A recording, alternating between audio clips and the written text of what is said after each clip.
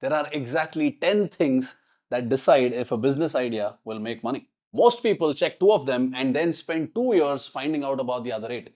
By the end of this, you'll have all 10 and you'll be able to score any idea in under 10 minutes. And you'll know before spending a single rupee whether it's worth building or not. See, here's usually what happens. You have an idea, a friend says, Macha, that's such a great idea, and you feel the energy and you start building it. 6 months later, you've spent 5 lakhs on it and the market doesn't care. See, this is not a motivation problem, it's a measurement problem.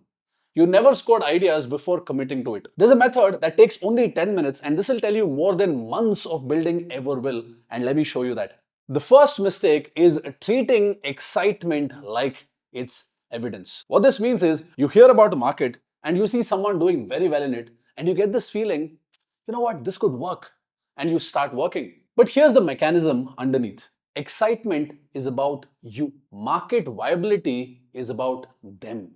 And they're two completely different evaluations. Just because you are excited as a creator doesn't mean that your market is willing to pay for it. Your passion tells you how much you care, but it tells you nothing about how much they'll pay. This is the problem that I have with people who give advice that follow your passion.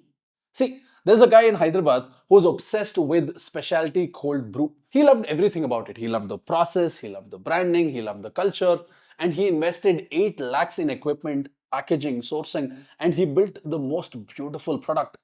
The problem is, in his area, people would pay 30 rupees for chai, not 250 rupees for cold brew. See, his excitement about the product had nothing to do with the market's willingness to pay. The thing is, he didn't test the market.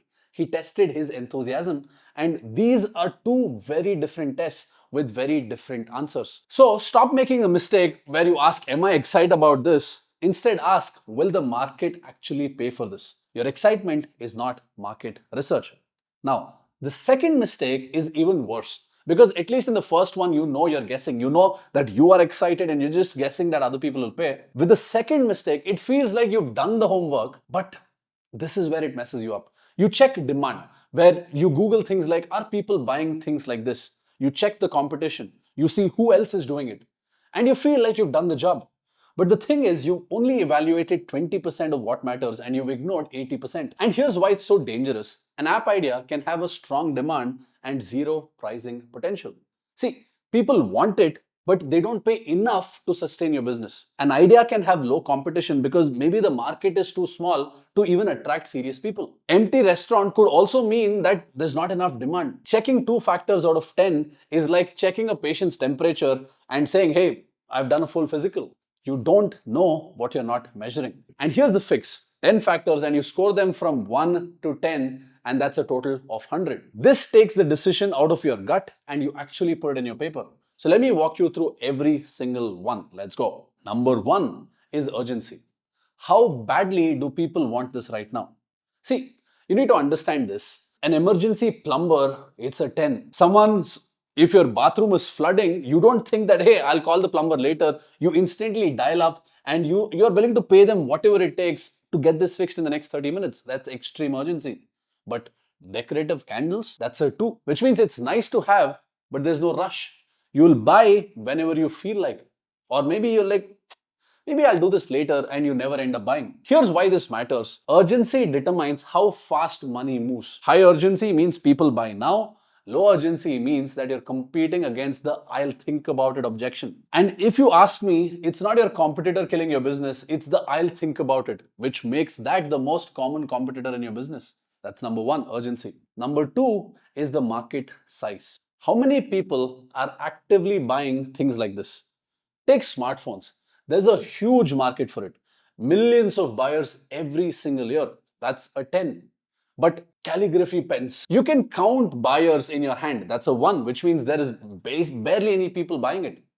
See, a big market doesn't guarantee success, but a tiny market will always guarantee a ceiling. That's for sure. So that's number 2. Now coming to number 3, which is pricing potential. What's the most someone would pay for this? Let's take enterprise softwares. An enterprise software that saves a company about 50 lakhs a year, they'll definitely pay 5 lakhs for it without blinking. That's a 10. But let's say basic commodity t-shirts, you're fighting for margins with 200, 300 rupees or 500 rupee ranges, and you're fighting with factories that's producing millions. That's a 2. See, pricing potential is not what you want to charge, it's what the market is willing to pay. But that definitely determines how much profits you're going to make and if your business is even going to sustain. Number 4, the cost of customer acquisition. Pay attention to this. How easy is it to find and convert a buyer? The important part is a high score means a low cost to acquire, which means they're very easy to acquire. So if people are already searching for what you sell, let's say if you're a CA and people are searching CAs near me, or if you're a wedding photographer and people are searching wedding photographers near me, that could be a 9. I'm just giving you an example. This is an instance where people come to you. But if you are cold calling, and if, let's say, if you are having to reach out to CEOs who have never heard of your category, that's a 2 because you're pushing a boulder uphill. That's the cost of acquisition. That's number 4. Number 5. These 10 factors are not just if you're starting a business, if you're also introducing a new product inside your existing business, this is just as applicable to you as anybody else. So number 5 is cost of value delivery. How much does it cost for you to deliver what you promised? Same thing. High score means low cost. Low score means high cost. So let's take digital templates. Digital templates that you could sell for 2,000 rupees. You made it once and the delivery cost is almost 0. That's a 9. You're never going to have to spend on it again. But let's say custom home construction, every single project is expensive, is unpredictable, is labor intensive. So that's a 2. See, by the way, just because something rates a 2 in one category doesn't mean you drop it. You evaluate all 10 and that's where you make a decision. See, the wider the gap between what you charge and what it costs to deliver, the healthier your business. That's number 5. Now coming to number 6 is uniqueness of your offer. How different is what you're offering from what everybody else is offering? Let's say you have something that nobody can copy. A proprietary process, a patent, a very unique angle, that's a 10. If you're another coffee shop on a street with 6 other coffee shops, that's a 2. So here's the mechanism. Uniqueness determines your pricing power. If you don't have a unique system, no uniqueness means you compete on price. And competing on price is a race to the bottom. When you're competing on uniqueness, you can say, hey, this is what is unique with us. If you feel like this is something that you want, you only get it with us. But if you're not competing on uniqueness, you just keep dropping the price. That's the race down. Coming to number 7, speed to market. How fast can you sell something? Which means a consulting service, you can start it this week. That's a 9. But let's say if you have to create a pharmaceutical product, the formulation, the trials, the regulatory approvals, you're looking at years before you even sell a single unit. That's a 1. Every month you spend building is a month of 0 revenue, and it's also a month of rising risk. So the faster you're in the market, the faster you learn, the faster you execute, the faster you see results. That's number 7. Number 8 is the upfront investment. How much money do you need to spend before earning a single rupee back? High score means you have very low investment, and low score means you have to put in a lot of money. Let's say freelancing, a laptop, the skill that you already have, maybe 40,000-50,000 rupees in total. That's a 9. But a manufacturing plant, you're looking at crores before the first unit ships. That's a 1. So this factor kills more ideas than any other.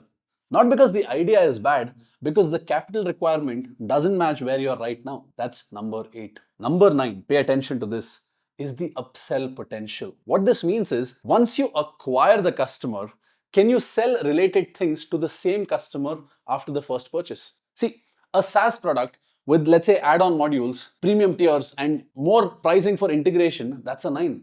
Because every customer can become a bigger customer. Let's say a basic phone case. They bought it and they're done. That's a 1. Here's why this matters. Getting a new customer is a very expensive affair. And selling more to an existing customer is almost free. And upsells are how most businesses grow without constantly chasing new buyers. This is a very critical factor for you to evaluate. Now coming to the last one, which is very, very important, is the evergreen potential. What this means is, once you build it, how much ongoing work does it take from you to keep selling? An online course, you create it once, maybe you sell it for years, that's a 9. But fresh food delivery service, every single day is a new production run, that's a 2. Evergreen potential determines whether your business compounds or if it resets every single morning. See, by the way, I've given you a lot of examples across these 10 criteria. It doesn't mean that anything that I've stated as a low score is not a profitable business. I'm just saying you need to evaluate all these 10 factors and see which one makes the most sense to you. Because these are the 10 factors. And now comes a part that forces a decision. You need to set a line for yourself, a non-negotiable threshold. Let's say if you're evaluating this on a scale of 1 to 10, say below 50, I'm going to kill this idea. Because the market fundamentals don't support a business. Doesn't matter how passionate you are, doesn't matter how much you're willing to work. The math is just not there. Let's say between 50 to 75, it's viable, but you need to know it won't be easy. You need a very sharp angle or you need exceptional execution to make it work. Above 75, this is where you know the market wants it, and this is the thing that you can go build. Here's why this line matters. Without a number, you negotiate with yourself. Well, it's scored low on pricing, but I'll just work harder. The market is small, but I'll find my niche. You talk yourself into bad ideas because your ego doesn't want to hear a no. The number or the threshold that you set removes your ego from the decision. You don't argue with the score, the line is a line. Here's what I want you to do. Take your current idea or the one that you've been thinking about and open your notes app or take a sheet of paper, write down the 10 factors and score each one honestly on a scale of 0 to 10 or 1 to 10 and you add them up. If you're below 50, that's not failure. That's you saving yourself months of wasted time, money and energy.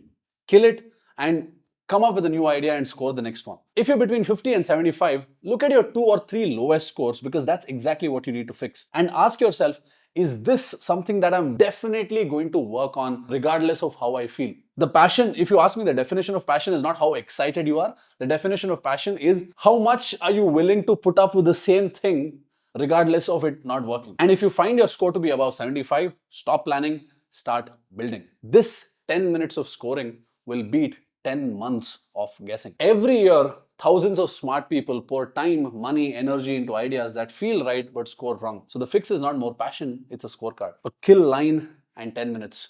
Score your ideas right now and drop your total in the comment section, and I'm very curious to see what you get. And if you want more frameworks like this that cut through the noise, hit the subscribe button because that is exactly what we do. 10 factors, 1 score, that's how you know. Let's go.